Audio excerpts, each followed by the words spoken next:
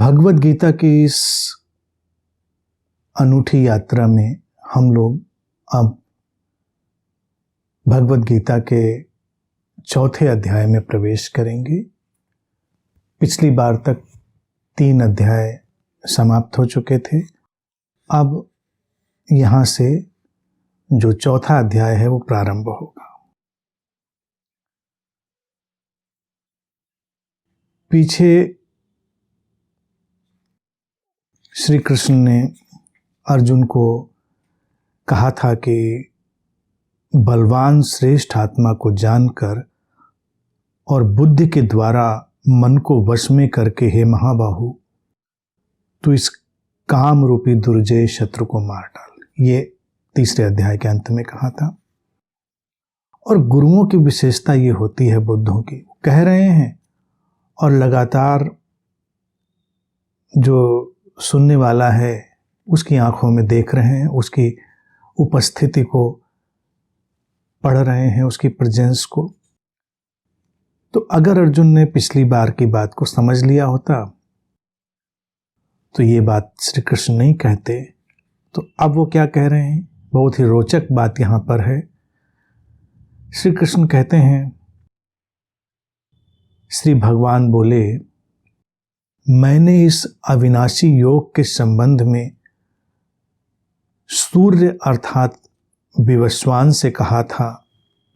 सूर्य ने मनुष्यों के पिता मनु से कहा और मनु ने अपने पुत्र राजा इक्ष्वाकु से कहा, हे परंतप अर्जुन, इस प्रकार परंपरा से प्राप्त इस योग को राज ऋषियों ने जाना, किंतु उसके पश्चात यह योग दीर्घ काल से पृथ्वी लोक में लुप्तप्राय सा हो गया।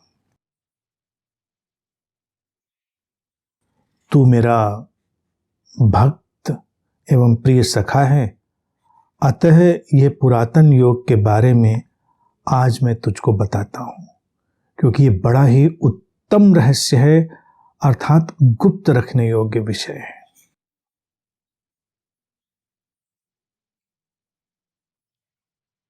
श्री कृष्ण ने देखा यहां तक, अर्जुन के मनोविज्ञान को देखा और उन्होंने देखा कि अर्जुन एक बच्चे की तरह व्यवहार कर रहा है।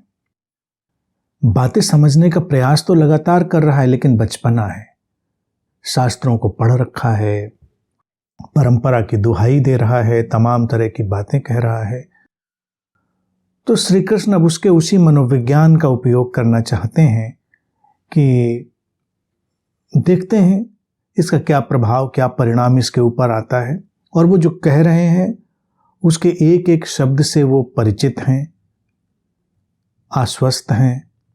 वो कहते हैं कि ये जो ज्ञान मैं तुझको बता रहा हूं, ये मैंने सूर्य से कहा था। अब श्री कृष्ण यहां पर बच्चों की कहानियों की तरह उससे बात करने लगे हैं कि सूर्य तो सुनता नहीं, सूर्य तो बोलता नहीं, सूर्य से कैसे कहेंगे। भारतीय पौराणिक आख्यानों में सूर्य बोलता है, चंद्र बोलता है, तो बच्चों की कहानियों में भी सब कुछ बोलता है। पत्थर बोलते हैं, कुर्सी मेज बोलती है, खिलौने बोलते हैं, सब बोलते हैं। श्री कृष्ण उसी बाल मनोविज्ञान का यहां पर उपयोग करते हुए उससे कह रहे हैं और गंभीरता से। गुरु लोग जब कोई मजाक भी करते हैं और कोई मनोवैज्ञानिक प्रयोग भी करते हैं तो गंभीर तो होते ही हैं। उसको भांप पाना बड़ा मुश्किल होता है, सुनने वाले को लगता है कि बात तो बड़ी सटीक कही जा रही है। तो उन्होंने एक तो ये समझाया कि देखो ये कोई आज की बात मैं नहीं कह रहा हूं, क्योंकि उसको लगेगा कि आप खड़े हुए हमारे सामने हमको समझाने लग गए, ऐसे कैसे आपकी बात समझ लें। तो वो उसको प्राचीनता का बोध दे रहे हैं, क्योंकि वो प्राचीनता और परंपरा से अटका हुआ है।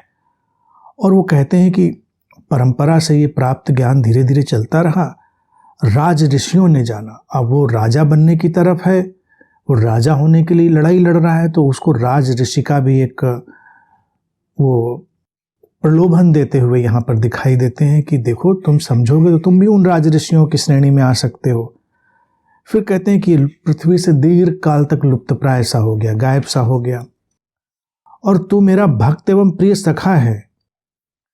अब ये जो डिवाइस है ये बहुत ही क्लेवर, बहुत ही चतुर तरीका है जिसका कृष्ण उपयोग कर रहे हैं। अभी तक अर्जुन कोई भक्त नहीं हुआ है उनका, उसने भक्त वाले कोई लक्षण नहीं दिखाए हैं।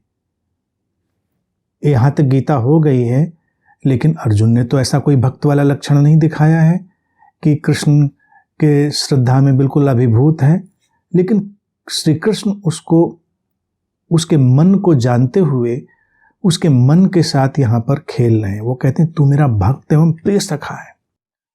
और ये पुरातन योग के बारे में आज तुझको बताता हूं, क्योंकि ये बड़ा ही उत्तम रहस्य है, अर्थात गुप्त रखने योग्य विषय है। अगर वो ये कह दें कि भाई ये तो सभी जानते हैं और कोई नई बात नहीं है, तुम भी जानते हो, तो इसमें कोई बड़ी आश्चर्य की बात नहीं है, सभी को यही बात पता है। तो श्री कृष्ण कह रहे हैं ये रहस्य है, बहुत ही नोबेल सीक्रेट है, उत्तम रहस्य है, और ऐसे वैसे सबको नहीं कह दिया जाता। कोई भी आया और उसको बता दिया, ऐसे नहीं चलता। तू मेरा भक्त है, प्रिय सखा है, तो मैं तुझको ये गुप्त रूप से कहने वाला हूं। श्री कृष्ण फिर वॉच कर रहे हैं, देख रहे हैं उसको क्या परिणाम होता है। लेकिन अर्जुन भी चतुर है, अर्जुन भी अपने ढंग से ही आगे चल रहा है। तो वो एक बात तो अपने अंदर भी जान रहा है कि भक्त तो कह दिया इन्होंने, लेकिन वो तो भक्त अभी हुआ नहीं है। हाँ, प्रिय सखा की बात ठीक है, सखा तो है वो, भक्त वगैरह भी नहीं है वो। उसको एक ऐसा सीक्रेट देने का प्रलोभन देकर वो बात समझा रहे हैं, तो आदमी सोचेगा बिल्कुल समझ लिया। इस ट्रिक का उपयोग अक्सर गुरु लोग करते हैं, देखो, कुछ अच्छे रूप से और कुछ इसका बुरे रूप से, यानी कि शोषण तंत्र की तरह से उपयोग करते हैं। श्री कृष्ण यहां अच्छी मनसा से उपयोग कर रहे हैं इस ट्रिक का। गुरुओं के यहां अक्सर ऐसा होता है, गुरु किसी शिष्य के कान में कोई मंत्र बताने जाते हैं, दीक्षा होती है, कान में कोई मंत्र बताएंगे और बता देंगे कि ये बस गुप्त रूप से तुझको ही दिया है, किसी से शेयर मत करना इसको, ये बस अपने तक रखना। फिर कभी किसी शिष्य को बुलाकर थोड़ा कठिन बनाकर, थोड़ी स्थितियों की कठिनाई पैदा करके फिर कोई ध्यान बता दिया, कोई भी ध्यान बता दिया, कोई मंत्र बता दिया कि ये मंत्र जपना, ये सांसों पर ध्यान रखना, लेकिन ये तुझको ही कह रहा हूं, बहुत गुप्त है, ऐसे ये सब राज किसी को नहीं बता देते। तो उस ट्रिक का उपयोग यहां पर श्री कृष्ण अर्जुन के साथ कर रहे हैं। जब किसी को विशेषता का एहसास कराया जाता है तो वो अक्सर अनुसरण करने के लिए तत्पर हो जाता है, क्योंकि हर व्यक्ति विशेष होना चाहता है। अगर उसको लगे कि मैंने कोई ऐसा ज्ञान पाया है जो बड़े बड़े लोगों को मिलता है, तो वो उसका जो अहंकार है वो थोड़ा ऊपर उठ जाता है। व्यक्ति साधना में भी अक्सर हम देखेंगे विनम्रता के लिए यात्रा नहीं कर रहा है, वहां पर भी वो अपने अहंकार को ही पोषण देने के लिए यात्रा कर रहा है। इसीलिए तमाम ध्यान विधियां गुप्त रखी जाती हैं। अगर उनको देखेंगे तो कई बार लगेगा इनमें गुप्त रखने जैसा क्या है, क्या है गुप्त रखने जैसा? कुछ भी नहीं। तो जन सामान्य के लिए उनको सामने रख सकते हैं, जिसको समझ आए वो उपयोग करे, जिसको समझ में ना आए वो उपयोग ना करे। लेकिन फिर महत्व तो कैसे पैदा हो? अब विज्ञान भैरव तंत्र की ध्यान की 112 विधियां, जो मूल विधियां हैं, उन विधियों के आधार पर ही लाखों विधियां निर्मित करी जाती हैं या करी जा सकती हैं। हमने तो सबके लिए उनको सामने रख दिया है। सुने समझें, जिसको रास आए उसको उठा ले, वहां से उपयोग करे, प्रयोग करे। रहस्य नहीं है।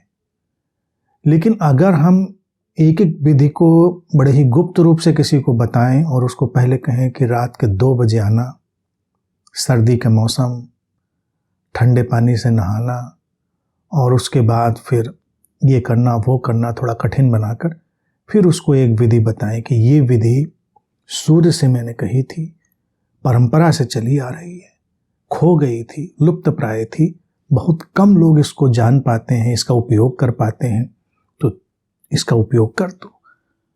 तो व्यक्ति फूल कर कुप्पा हो जाएगा, उसको लगेगा अरे वाह, मेरे जैसा तो कोई नहीं, गुरुजी ने मुझको चुना है, मैं चोजन फ्यू हूं।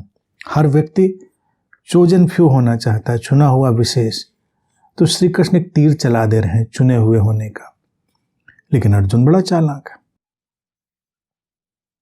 कृष्ण के साथ खेला कूदा है, कृष्ण को बचपन से देख रहा है। वो तुरंत क्या कहता है, अर्जुन बोले, विवस्वान का जन्म तो कल्प के आदि में हुआ था और आपका जन्म तो अर्वाचीन काल में हुआ है, अर्थात अभी हाल का हुआ है।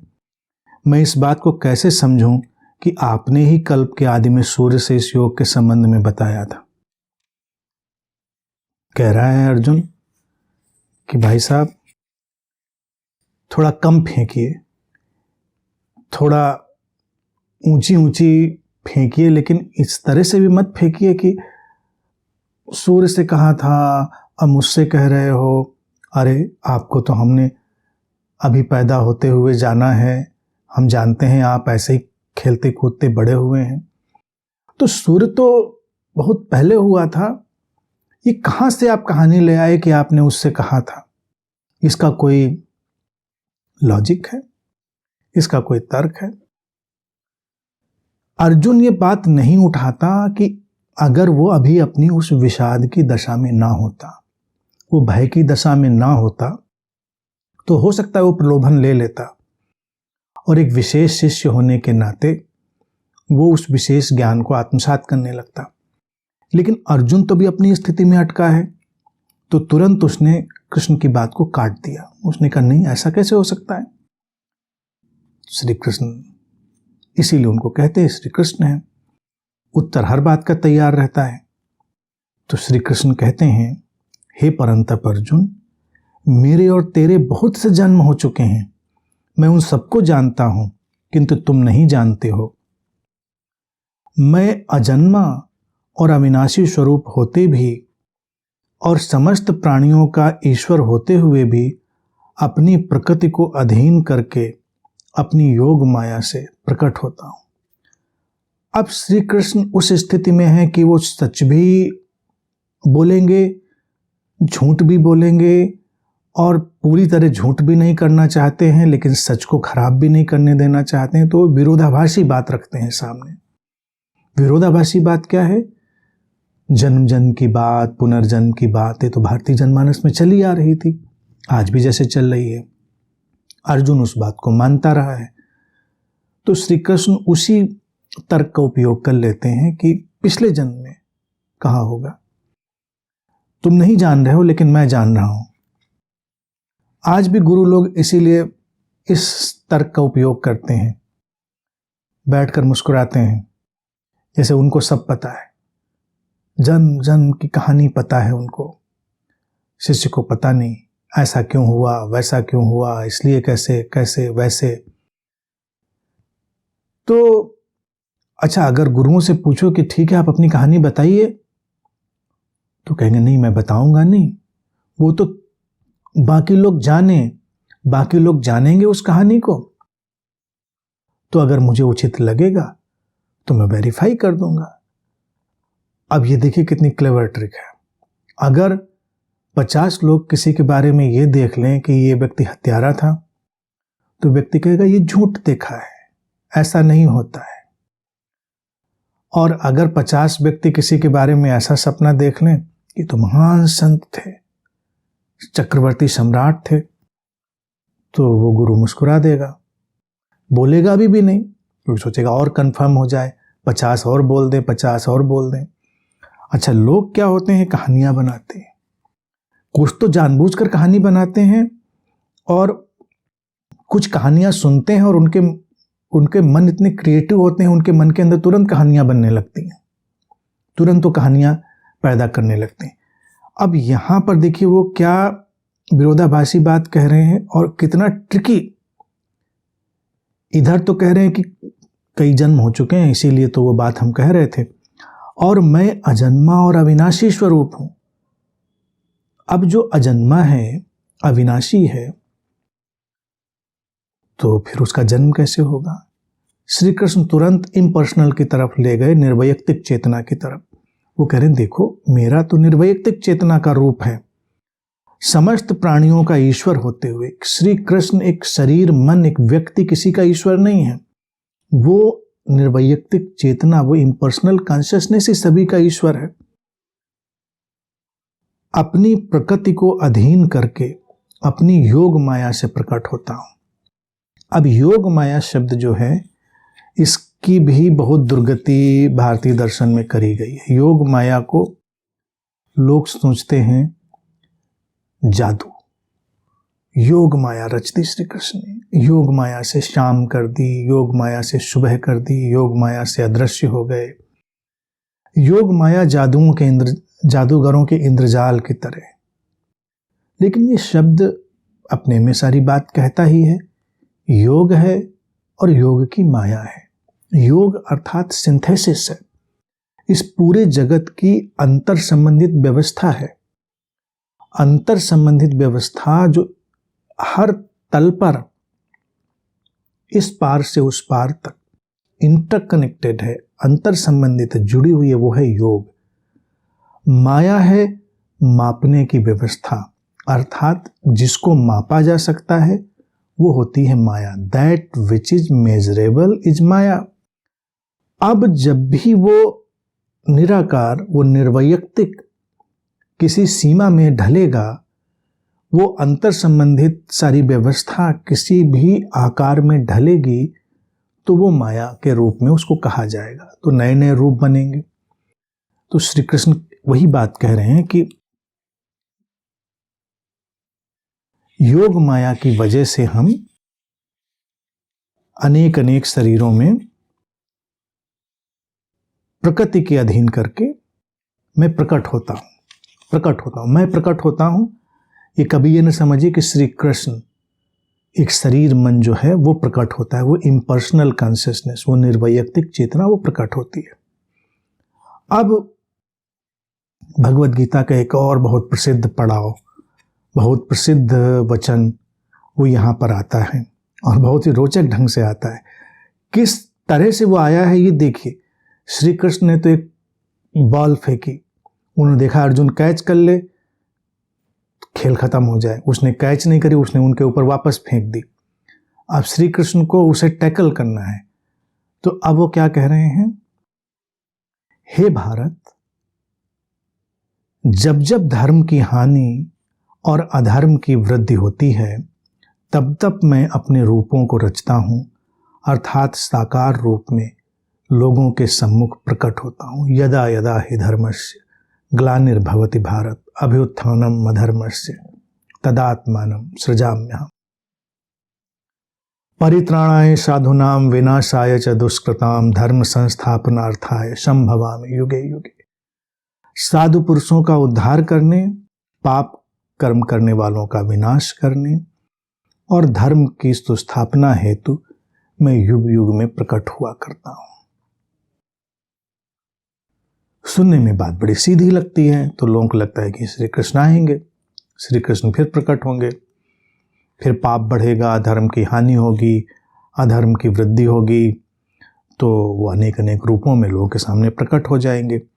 साधु पुरुषों का उद्धार करेंगे, पाप कर्म करने वालों का विनाश करेंगे, धर्म की स्थापना करेंगे। ये युग युग में चलता रहेगा।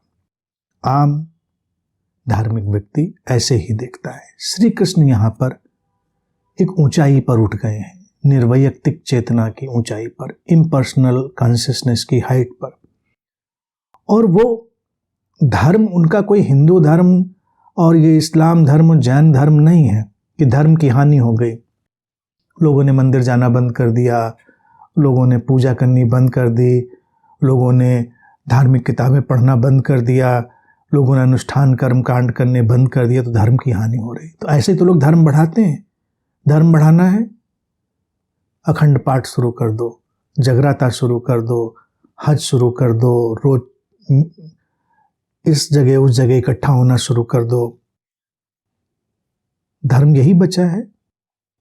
श्री कृष्ण के लिए धर्म है मूल स्वभाव व्यक्ति का, जीवन का जो मूल स्वभाव है वो। व्यक्ति जब भी अपने स्वभाव से गिरेगा तो अधर्म की वृद्धि होगी, अर्थात वो अपने कृत्रिम स्वभाव की ओर जाएगा।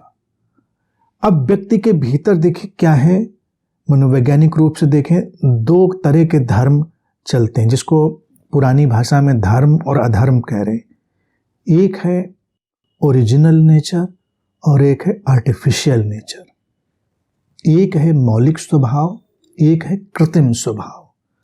मौलिक स्वभाव वही है जो व्यक्ति के अंतरतम से उपजता है, जो उसके चेतना के गुणधर्मों से आपूरित है, और वहां पर फिर स्वाभाविक रूप से जब उसके केंद्र से वो चीज उभरेगी, वो जो ओरिजिनल नेचर, जो मूल धर्म जब आएगा तो उसमें प्रेम, शांति, प्रसन्नता और समस्वरता की बातें होंगी।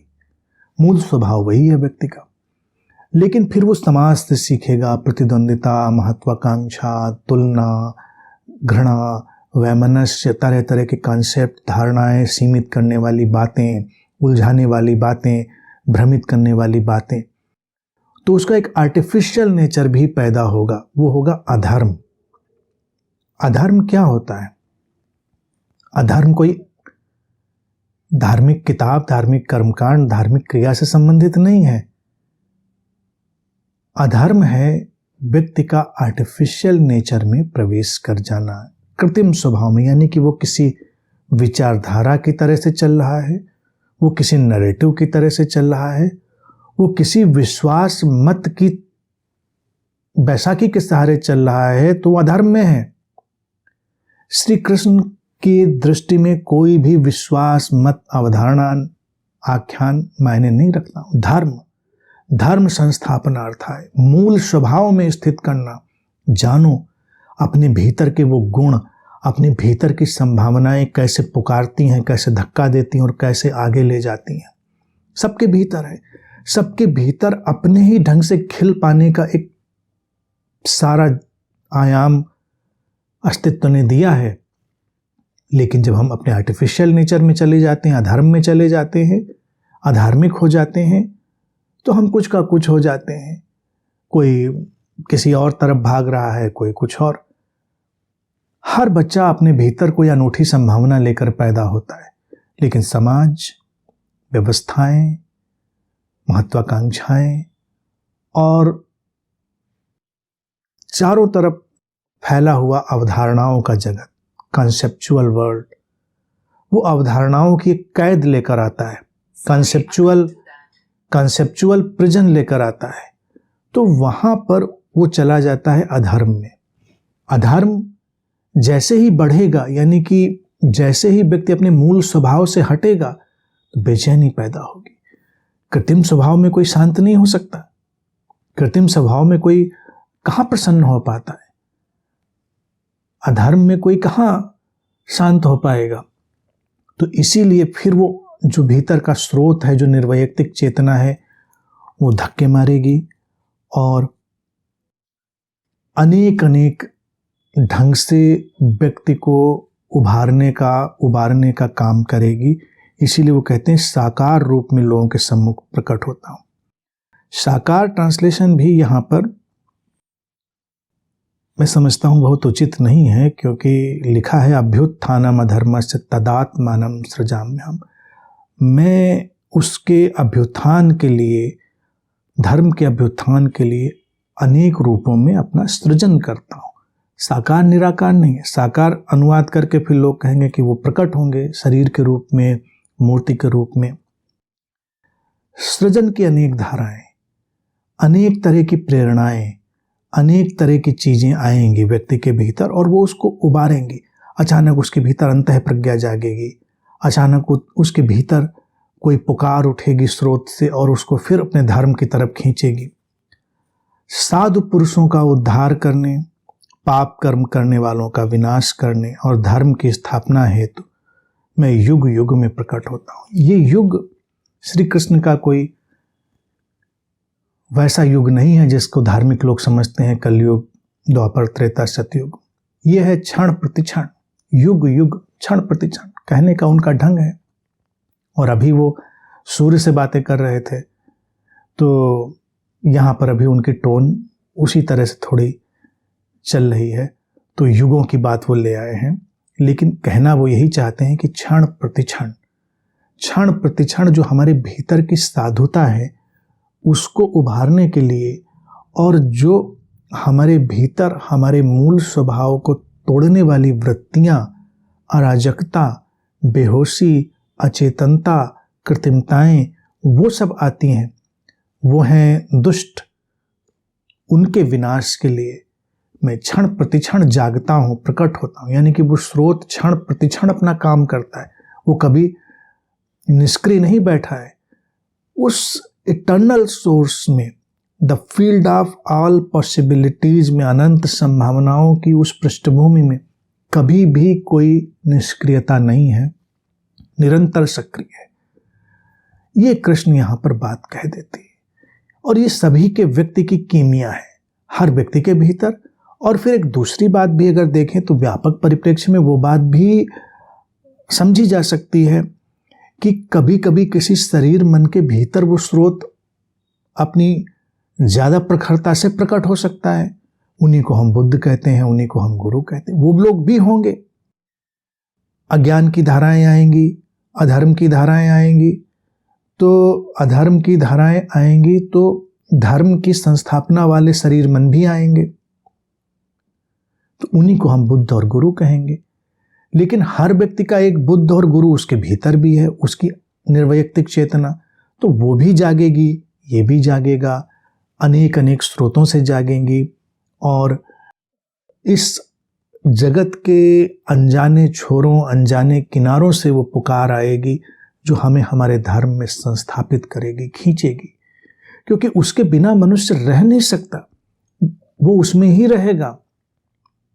अब ये है इसका मूल अभिप्राय। लेकिन इसी पर सारी मारामारी। साधु परित्राणाय च साधुनाम, तो जो लोग अपने को साधु समझते हैं वो बैठे हैं, बाट जोह रहे हैं कि श्री कृष्ण अवतरित होके हमारा परित्राण करेंगे, उबारेंगे हमको, जो ये पापी हमको सता रहे हैं उनका विनाश करेंगे। साधु साधु ही क्या कृष्ण की दृष्टि में जो अपना परित्राण न कर सके? श्री कृष्ण तो भीतर की साधुता का परित्राण करेंगे, लेकिन जो तथाकथित साधु है वो तो अधर्म में ही जी रहा है। श्री कृष्ण का धर्म और अधर्म बिल्कुल अलग है। लेकिन जब धर्म की संस्थापना की बात आती है तो कई लोग कृष्ण हो जाते हैं। कहेंगे धर्म की संस्थापना करनी है, मंदिर बनवाएंगे, गौशालाएं बनवाएंगे, भगवत गीता बांटेंगे, घर घर जाके उपनिषद सुनाएंगे, घर घर जाकर हम ये गाएंगे, वो गाएंगे, भजन सुनाएंगे, धर्म की संस्थापना करेंगे। श्री कृष्ण की दृष्टि से देखेंगे तो बस अधर्म फैलेगा। और समय गवाह है इस बात का कि इतना सब कुछ होता है, कौन से धर्म की संस्थापना हो गई? व्यक्ति उतना ही दुखी, व्यक्ति उतना ही हिंसक, व्यक्ति उतना ही बिखरा हुआ, व्यक्ति उतना ही टूटा हुआ। कहां हो रही संस्थापना? संस्थापना धर्म की तो एक एक व्यक्ति के भीतर होगी। घर घर पे हम भगवा झंडा लगा दें, हरा झंडा लगा दें, सफेद झंडा लगा दें, नीला झंडा लगा दें, काला झंडा लगा दें, तो क्या इससे संस्थापना हो जाएगी धर्म की? कई लोगों को लगेगा शायद इसी से होगी। श्री कृष्ण की दृष्टि से देखेंगे तो कहेंगे ये अधर्म का फैलाव हो रहा है। व्यक्ति कृत्रिम स्वभाव में जा रहा है, वो अपने मौलिक स्वभाव से हट रहा है। मौलिक स्वभाव है व्यक्ति व्यक्ति के बीच में प्रेम, शांति, प्रसन्नता, समस्वरता की धाराओं का बहना, सौहार्द, करुणा का बहना, संवेदनशीलता, सचेतनता के अनेक आयामों का एक दूसरे को संस्पर्श करना, यही धर्म है। हम मनुष्य की तरह, एक सचेतनता की तरह तो किसी से मिल नहीं पाते। हम किस धर्म की बात करते हैं? श्री कृष्ण का धर्म पूर्णतया मानवीय है। श्री कृष्ण का धर्म पूर्णतया सचेतनता पर खड़ा है। उनका धर्म पूर्णतया जीवन की सहजता का है और जीवन की सहज संभावनाओं के विकास का है। तो जब श्री कृष्ण उद्घोषणा कर रहे हैं तो वो जानते हुए कह रहे हैं कि निर्वैयक्तिक चेतना की तरह से वो बात कह रहे हैं। वो ये नहीं कह रहे हैं कि मैं आऊंगा बार बार, क्योंकि उनसे अच्छा कौन जानता है इस बात का कि शरीर मन स्थान समय की घटना है, बनती है, समाप्त हो जाती है, कोई व्यक्ति कभी दोबारा नहीं आता। हाँ, वो जो योग माया की बात उन्होंने कही थी, वो समग्रता, उस समग्रता में फिर नए रूप बनते हैं, फिर नई लीलाएं रची जाती हैं, फिर नए रंग ढंग पैदा होते हैं, लेकिन सब नया, कुछ भी पुराना पैदा नहीं होता। अर्जुन अगर इतना समझदार होता तो श्री कृष्ण कहते कि बिल्कुल नई बात तुझसे कह रहा हूं, ये इससे पहले किसी से कही नहीं गई और कहने की जरूरत भी नहीं थी, किसी किताब में नहीं लिखी, लिखने की जरूरत भी नहीं थी। श्री कृष्ण अगर आज मेरी स्थिति में होते और अर्जुन आज के तात्कालिक स्थिति में होता तो श्री कृष्ण कहते हु केयर्स, किसने किससे कहा, कहाँ किसने लिखा, जो सच है वो सच है, जो सच नहीं है वो सच नहीं है। इस बात से अंतर नहीं पड़ता कि कहाँ किसने क्या कहा, कहाँ किसने क्या लिखा। हु केयर्स, जो है सो है, जो नहीं है वो नहीं है। श्री कृष्ण का ढंग है। लेकिन अर्जुन तो चूंकि अटका हुआ है पुरानी बातों में, तो उसको वो उसी भाषा में समझा रहे हैं। उनका अपना ढंग है। और अभी थोड़ा अर्जुन ने उनकी नीची कर दी है। सूर्य से वो बातें कर रहे थे, उसने कहा हाँ महाराज, तो अब वो आगे फिर उससे कह रहे हैं कि हे अर्जुन, मेरे जन्म एवं दिव्य कर्मों को अर्थात तत्व को जो जान लेता है वो मनुष्य शरीर त्याग कर फिर जन्म नहीं लेता, मुझे प्राप्त कर लेता है। जिनके राग भय और क्रोध सर्वथा नष्ट हो गए और जो अनन्य प्रेम पूर्वक मुझ में स्थित रहते हैं, ऐसे आश्रित मुझ पर अनेक भक्त उपर्युक्त ज्ञान रूपी तप से पवित्र होकर पहले मेरे स्वरूप को प्राप्त हो चुके हैं। अर्जुन को वो एक पर्सनलाइज एंटिटी का झांसा दे रहे हैं और अभी भी वो कनखियों से देख रहे हैं कि ये बात को पकड़ रहा है कि नहीं पकड़ रहा है, वो इम्पर्सनल बात को समझ पा रहा है या वो पर्सनल एंटिटी के झांसे में आ रहा है। श्री कृष्ण को यहाँ पर दोनों बातों से कोई फर्क नहीं पड़ता। वो कह रहे हैं, वो सोच रहे हैं यहाँ पर कि अगर वो उनको एक पर्सनल एंटिटी की तरह मानकर भी बात समझ जाए तो कोई अंतर नहीं पड़ता, बात समझ गया। और जो सचमुच में कह रहे हैं एक इम्पर्सनल एंटिटी, एक निर्वैयक्तिक चेतना की तरह से, अगर वैसे समझ जाए तो फिर कहना ही क्या। तो दोनों स्थितियों को बड़े गौर से देख रहे हैं। तो फिर वो कह रहे हैं अब यहाँ पर जो बातें हैं ये गीता पढ़ने वालों को उलझाती हैं, ट्रिकी हैं, क्योंकि पर्सनल का झांसा आता है और इम्पर्सनल की पूरी पृष्ठभूमि पीछे है। यानी कि व्यक्तिगत होने का एक दिखावा है और निर्वैयक्तिक का आधार है। श्री कृष्ण कहते हैं हे अर्जुन, मेरे जन्म एवं दिव्य कर्मों को अर्थात तत्व को जो जान लेता है वो मनुष्य शरीर त्याग कर फिर जन्म नहीं लेता, मुझे प्राप्त कर लेता है। ये पुरानी अवधारणा की बात कर रहे हैं क्योंकि मोक्ष की अवधारणा यही चलती आ रही थी कि व्यक्ति ईश्वर को प्राप्त कर लेता है, तो वो ईश्वर की तरह बात करे, मुझे प्राप्त कर लेता है। और जिनके राग भय और क्रोध सर्वथा नष्ट हो गए थे, मूल बात तो वो कह रहे राग भय और क्रोध सर्वथा नष्ट हो गए थे, और जो अनन्य प्रेम पूर्वक मुझ में स्थित रहते थे, प्रेम उनका बढ़ गया था। ऐसे आश्रित मुझ पर अनेक भक्त उपर्युक्त ज्ञान रूपी तप से पवित्र होकर पहले भी मेरे स्वरूप को प्राप्त हो चुके हैं। यानी तू समझेगा तो भी मेरे स्वरूप को प्राप्त कर लेगा, और पहले भी लोग मेरे स्वरूप को प्राप्त कर चुके हैं, मोक्ष को जा चुके हैं। लेकिन मूल बात तो यही कह रहे कि जिन्होंने पहले समझा वो भी उस स्रोत में वापस लौट चुके हैं, उनके ऊपर भी कोई कहानियों का बंधन नहीं रहा। और मूल बात तो थी राग भय और क्रोध के सर्वथा नष्ट होने की। अर्जुन अभी राग भय और क्रोध में अटका है।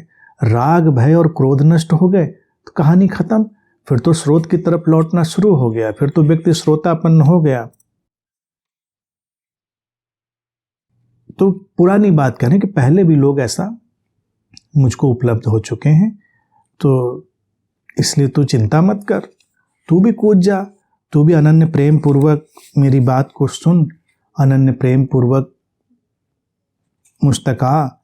और देखो, पहले वाले लोग जो थे, जिन्होंने मुझे यानी ईश्वर को प्राप्त किया था और जन्म मृत्यु से मुक्त हुए थे, राग द्वेष भय को तो उन्होंने समाप्त किया था, तो करना तो तुझे भी पड़ेगा। अपनी राग से, इस मोह से मुक्त होना पड़ेगा। ये जो भय तुझे पंगु बना रहा है, कृपल कर रहा है, इससे तुझे मुक्त होना पड़ेगा।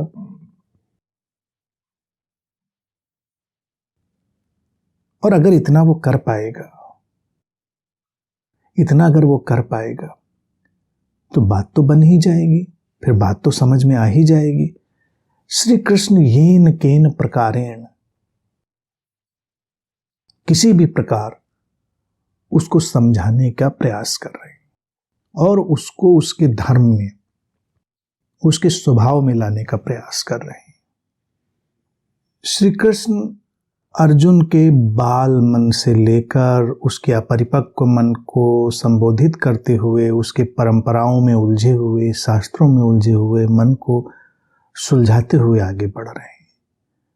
लेकिन उनका मूल वही है, वो मूल से नहीं हट रहे हैं। और इसीलिए उन्होंने ये घोषणा कर दी है कि देखो, मेरा काम धर्म संस्थापनार्थ, व्यक्ति को उसके ओरिजिनल नेचर में ले जाना। आज देखिए, विध्वंस होता कहां पर है कि जब हम आर्टिफिशियल, कृत्रिम स्वभाव में चले जाते हैं। कृत्रिम स्वभाव ही हर चीज को नष्ट करने वाला है। और ये महाभारत की लड़ाई भी कहां पर हो रही है? धर्म अधर्म की लड़ाई जो लोग कहते हैं, तो धर्म अधर्म के उनके अपने मानदंड होते हैं, लेकिन आज की आधुनिक भाषा में अगर हम समझ पाए तो ये ओरिजिनल नेचर और आर्टिफिशियल नेचर की फाइट है। दुर्योधन एक तरफ है नेतृत्व में, वो निरंतर तुलना, महत्वाकांक्षा, घृणा, द्वेष में ही उबल रहा है।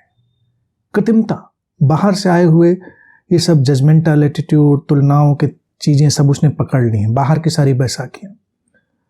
उसके पास कम हो या ज्यादा हो, वो इसी में घुला जा रहा है, मरा जा रहा है कि इसका प्रभाव पांडवों पर क्या पड़ेगा। अगर मेरे पास कुछ ज्यादा है तो इससे पांडव जलेंगे क्या, उनको अच्छा लगेगा, बुरा लगेगा। वो कुछ भी अपने स्वभाव, अपनी प्रसन्नता के लिए नहीं कर रहा है। उसका सब कुछ तुलनात्मक और दिखावटी है। और उस समय तमाम जो ऐसे राजा थे, प्रतिनिधित्व करने वाले लोग थे, उनका जीवन भी ऐसा ही दिखावटी हो रखा था। वो बस दिखाने के लिए कर रहे थे। आज भी देखिए क्या होता है, तमाम गुरु, तमाम राजनेता, धर्म नेता एक दिखावटी जीवन जीते हैं। और दिखावटी जीवन ही अधार्मिक जीवन है। उसके उलट पांडवों को कृष्ण ने इसीलिए चुना कि उनके भीतर धर्म की संभावना थी। वो जंगलों में रहे, वो 5 गांवों पर भी मान गए, क्योंकि वो शांति से जीना चाहते थे। उन्होंने कहा कि भाई, मुझे शांति से जीने दो, हम अपनी प्रसन्नता स्वयं पैदा करेंगे, मुझे 5 गांव दे दो, रहने की छत तो मिल जाए। तो ये गुणधर्म हुआ कि ये लोग अपने ओरिजिनल नेचर की तरफ जाने के लिए तैयार हैं। इसीलिए श्री कृष्ण उनके साथ खड़े हुए हैं। लेकिन उसके उलट दुर्योधन अधर्म पे क्यों खड़ा है? क्योंकि वो आर्टिफिशियल नेचर में, उसको मूल बात दिखाई नहीं दे रही। अपनी प्रसन्नता का क्या करना है?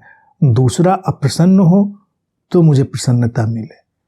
दूसरे को अप्रसन्न करके पाई गई प्रसन्नता ही अधर्म है, वो आर्टिफिशियल नेचर है। अब ये चाहे हम आज के समय में विज्ञापनों के सहारे चल जाएं, विज्ञापन ऐसा नहीं होता बाजार के ही होते हैं, विज्ञापन राजनीति के भी होते हैं, विज्ञापन धर्म के भी होते हैं। कितनी धार्मिक दुकानें विज्ञापनों पर चल रही हैं। विज्ञापन करके लोगों को बुलाना, खींचना, पकड़ना, उनको कन्वर्ट करना, अपने मत में डालना, समझाना, अपने मत से निकलना चाहे तो उनको पकड़ पकड़ कर रखना, क्योंकि उनको एक कृत्रिम स्वभाव देना, आर्टिफिशियल नेचर देना है, पकड़ कर रखना पड़ेगा। इसीलिए धार्मिक लोग, जिनको हम तथाकथित धार्मिक कहते हैं, श्री कृष्ण की दृष्टि में अधार्मिक हैं, कहेंगे भक्ति करेंगे। क्या भक्ति करोगे? एक मूर्ति पकड़ लोगे, उसको धोते नहलाते इधर उधर करते रहोगे, क्योंकि मूर्ति से किसको कोई प्रसन्नता मिलनी, वो आर्टिफिशियल नेचर है।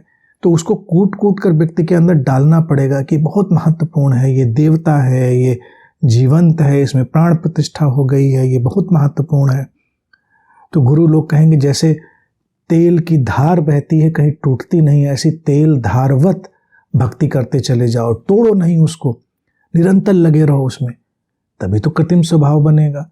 कृत्रिम स्वभाव बन गया, कृत्रिम स्वभाव बन गया तो हम अधार्मिक हो गए। हाथ में माला लिए, टक टक टक टक टक टक टक टक टक टक टक टक चल रहा है। ये कोई जिंदा इंसान करता है? हमारे हाथ इसलिए बने हैं कि ऐसे ऐसे ऐसे चलते रहें, एक थैली अंदर डाल के? हमारे हाथ इसलिए तो नहीं बने। अस्तित्व ने तो हमारे हाथों को अनंत संभावनाओं के साथ रचा है। लेकिन नहीं, वो पकड़ लेंगे तो लगेगा बड़े धार्मिक है। जितनी धार्मिक चीजों को हम ढूंढेंगे और श्री कृष्ण की कसौटी पर कसेंगे, वो सब अधर्म में परिवर्तित हो जाएंगी, क्योंकि वो कृत्रिम स्वभाव होगा, वो आर्टिफिशियल नेचर होगा।